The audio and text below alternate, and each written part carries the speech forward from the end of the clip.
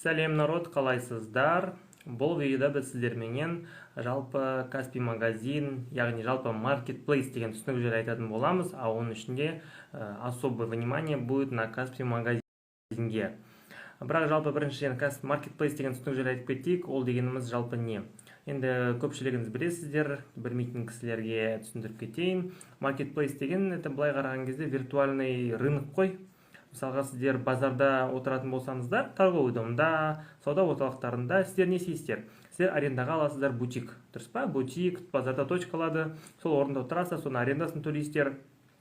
Сол жақта товарларыңызды полкаға, кәдімгідей витринаға қойып, дұрыстап сатасыздар, дұрыс па? Сол понятиені виртуалды түрге ауыстыратын болсақ, виртуальный мирға, это и будет маркетплейс. Это площадка ғой, торговая площадка, но только он не будет не физически офлайн, а онлайн болады, да, получается. Но маркетплейстің қазіргі дамып жатқан заманда өте үлкен бір плюстары бар. Офлайн жерлер жұмыс істегенге ол 2020 жылы көрсетті, особенно ол қарамайды, что происходит в стране. Там пандемия, не пандемия, главное интернет-доступ бар ма, передвижение разрешение бар ма, болт, ол жұмыс істей береді. Главное только в этом. А потребность товаров адамдарда ол всегда бар. Адамдар әрқашан бізге керек қой енді, киім керек, анау керек, мынау керек. Адамдар қазір коронавирустан кейін көп кісілер енді кішкене сескеніп қалған ғой, гигиена жағынан, денсаулықтарын ойлап. И многие стали не ходить в торговые дома, базар аралап, рынок аралап, сауда орталығын аралап, а заказ беруге через маркетплейс онлайн. Әркім өз размерін біледі ғой, и там размерін біледі, киімге байланысты, керекті заттарын біледі, ыдыс-аяқ болсын, техника болсын. Мысалға Каспий кезетті, кроме машины, жаңағы ол колесоны санамаған кезде машина и ипотечный кредитованиеден басқасын барлығы бар ғой, онда если разобраться. Лекарства жоқ, соответственно, потому что лекарстваны должны продавать соответствующие организации, предприятия, аптека сияқты, лицензиясы барлар сату керек, потому что ол өте денсаулыққа байланысты нәрсе ғой, былай қарағанда. Во всем остальном Каспий приложениеден бәрін табуға болады. Вплоть до продуктов картошкаға дейін, сұйық майға дейін сатады ғой қазіргі заманда ол қосымшаның ішінде. Жалпы маркетплейс деген түсінік осы. Біздің елде, Қазақстан Республикасында, яғни біздің еліміздің территориядағы ең дамыған топ 5 маркетплейстер айтатын болсақ, ол бессомненно бірінші очередте тұрған ол Каспий кезет, яғни Каспий кезет қосымшасының Каспий магазин.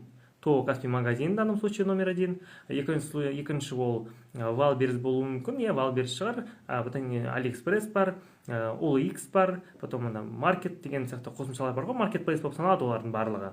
Бірақ самый выгодный и қалғандардың бәрін на нет тастайтын ол Каспий магазин, потому что есть у него особые привилегии, ондай привилегии еш әлемде жоқ. Опять айтып кететін бір момент, ты покупаешь товар, ақшаң жетпей ма, покупай в рассрочку, в кредит, в Каспирет и все.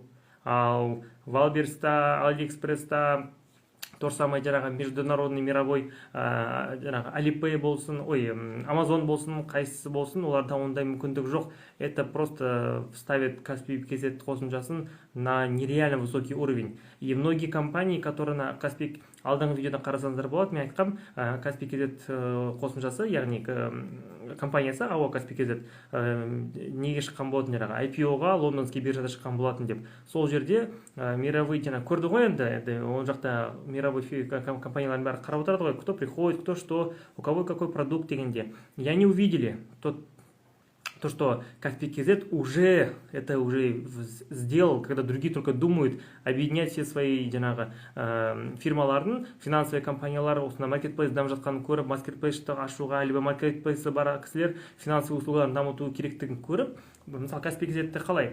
Каспий кезет басында ашылды как банк, финансовый инструмент ретінде, потом ашылды оларда услуги, платежи, потом қосылды Каспий магазин, и қазір қосылды уже перевозки, Каспий Travel. И дальше он собирается еще расширяться. А другие компании идут наоборот. У кого-то есть, мысалға, Каспий маркетплейс бар, но нет финансовых услуг. И, оказывается, надо Каспий сияқты магазин бар екен ғой, АО Каспий сияқты. Біз де солай істейік, давайте мы тоже включим деген сияқты. Они только начинают объединяться, бір-бірімен бірігіп, друг-друга перекупать, покупать деген сияқты. Мысалға, Россияда бізге белгілі былтыр болу керек болған, бірақ болмай қалды. Яндекс компаниясы хотел купить Тинькофф деген бар банк, естігендеріңіз бар шығар, интернет-банк, ол онлайн жұмыс жасайды. Олег Тинькофф деген российский миллиардер бар, сол кісінің банкі.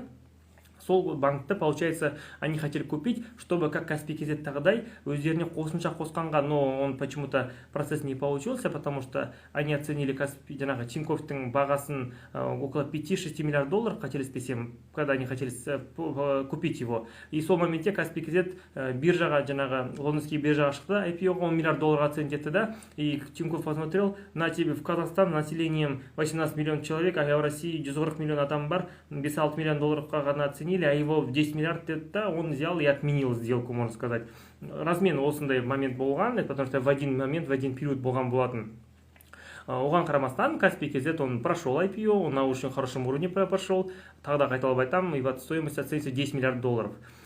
И сондай мүмкіндіктер бар. Бұл Каспий кезетті мен неге айтып жатырмын? Каспий кезетті байрақтарыңыз білесіздер, многие енді ойлайды ғой, Каспий магазинінің товарларын Каспий банкі өзі сатады деп. Это не так, он же не может продать все товары. Это площадка, которую он предоставляет басқа кісілерге, чтобы сіз, біз сияқты қарапайым кісілер ИП тоғыларын ашып, сол жақта белгілі бір тауарларды сатуға мүмкіндік береді. Ну, соответственно, там есть определенные требования. ИП ашу керек, Каспий Pay қосымшасын қосу керек, жаңағы регистрация, одобрение алу керек, потом тауарларды енгізу керек, белгілі бір тауарлар, жабық категория тауарларға решение алу керек, оның барлықтарын оны кейін келесі видеоларда мен түсіндіріп айтатын боламын. Но айтайын дегенім, осындай требованиялар бар, и такие сіз бен біз сияқты қарапайым адамдар бастайды. Каспий кезетті бизнес бастаудың жалпы мүмкіндігі өте зор, и және өте оңай, и с минимальным вложением это можно делать, и өте ыңғайлы қосымша. Онымен кім жұмыс істей алады? Кез келген Қазақстан Республикасының 18-ге толған азаматшалары. Ол студент болсын, ол декретте отырған ана болсын, ол жаңағы таксовать ететін ер адам кісі болсын, любой кісі кіріп, бұл Каспий кезет жаңағы Каспий магазинге регистрациясын алып, белгілі бір тауарларды енгізе отыра, өзінің жұмысын жасай алады. Мысалға салыстыратын болсақ, қазіргі елімізде дамыған Wildberries дамып жатыр ғой, ақырында байқасаңыздар, қалаларыңызда пункт выдачи товаров Wildberries деген көп болып шығып жатыр. Соның мен салыстыратын болсақ, Wildberries'тің де өзіндік плюстары бар. Оны мойындау керек, то, что там есть, мысалға, товарларды, сіздер сататын товарларыңыз барын складқа апарып, на хранение можете оставить. Каспий кезетте ондай мүмкіндік жоқ, то нужно каждый заказ отдельно нести, но жаңа айтқандағыдай рассрочкаға беру мүмкіндігі для клиентов. Вы же не для вашего первого удобства делают, а для клиентов.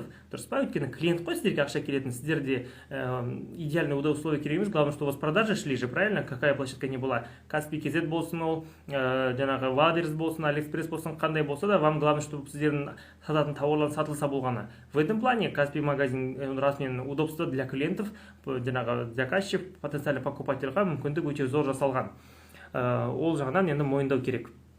Мына соңғы Ресей Федерациясында болып жатқан жаңағы военный операция жасап жатыр ғой, Украина қарама қарсы, Украина территориясында. Соған байланысты санкциялар болғандықтан Россияда көптеген жаңағы бизнестер в упадок пошли, в том числе и Wildberries. И ол хакерский атакаларға ұрынып, осы наурыз алдыңғы айының 13-нен бастап түрлі техникалық сбойлар болып, онда компания енді Wildberries ол частный, Татьяна деген кісіма бар, соның хозяйкасы, ну, имеется в виду не публичная компания, жеке компания, 14 миллиард ақш долларына оценивается компанияның стоимости, 180 миллион жаңағы несі бар, халықты қамтиды, но есть определенные нюансы из-за технических жаңағы сбоев, тауарларды жаңағы алу, не деген сияқты бір, былай қарағанда оның барлығында жөнделетін процесс қой, но жалпы компания репутациясына ол үлкен әсерін тигізіп жатыр да.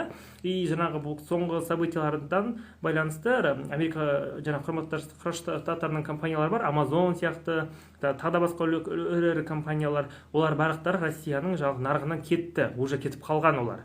Visa, MasterCard секілді жаңағы платежный системалар тоже свою работу приостановили. И неге оны айтып жатырмын, потому что Россия территориясында бар ғой бизнесмендер, небір жаңағы кәсіпкерлер, олардың барлықтары біздің Қазақстанға акцент жасап жатыр, потому что көршілес ел біздің жаңағы потребностьтарымыз, нарық дейді ғой, енді немножко болсын схожесть есть в сравнении с другими государствами, и тем более енді басқа елдердің бәрі олармен Россияның Қазақстаннан басқаны батыстағы елдердің бәрі граница жауып қалған, единственный кто сейчас с ними открыт для работы это біз.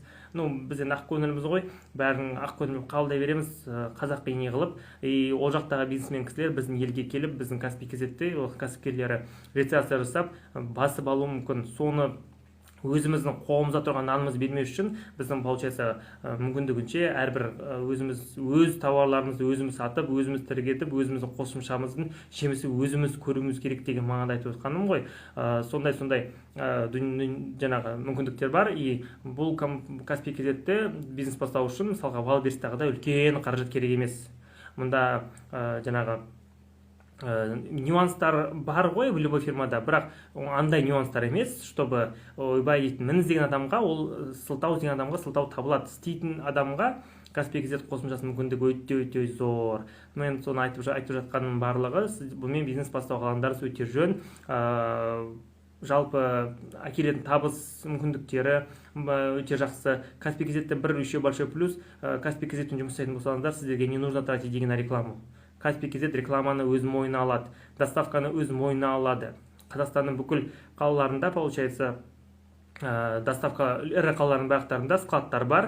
Сол складқа товарын апарасың, в течение максимум 7 күнде Қазақстанның түкпір-түкпіріне, бір жеріне болсын, жаңағы дальний край болса да, ол товарды апарып береді. Өзінің жаңағы Каспий магазин жаңағы жауапкершілігі шектеулі серіктестігінің, яғни өзінің партнерлары бар. ТО Замлер секілді, Pony Express, Қазақстандағы логистикалық компаниялар бар, солардың барлықтарымен договорлары бар, и они занимаются жаңағы максималды түрде тез жеткізу мүмкіндіктері бар тауарларды. Қаланың ішінде болсын, сама жаңағы заказ бергенде байқаған шығарсыздар Каспий магазинде. Тұрады ғой, Каспий доставка және самовызов деген бар. Сондай мүмкіндіктері бар деген сияқты ғой. Жалпы айта берсем плюстар көп, но и жаңағы табыс қой, айналып келген кезде әрқайсымызды қызықтыратын ол табыс мөлшері, табыс табу мүмкіндігі өте зор мұнда. Сол себепті осы Каспий жаңағы бизнес бастағанға әрекет еткендеріңіз өте жөн. Қай қалаларда скаут бар екенін және жаңағы қандай өзгерістер болып жатқаны жайлы мен келесі осы видеодан кейін пост салып кетем. Сонда қарап отырсаңыздар болады. Все, давайте, пока.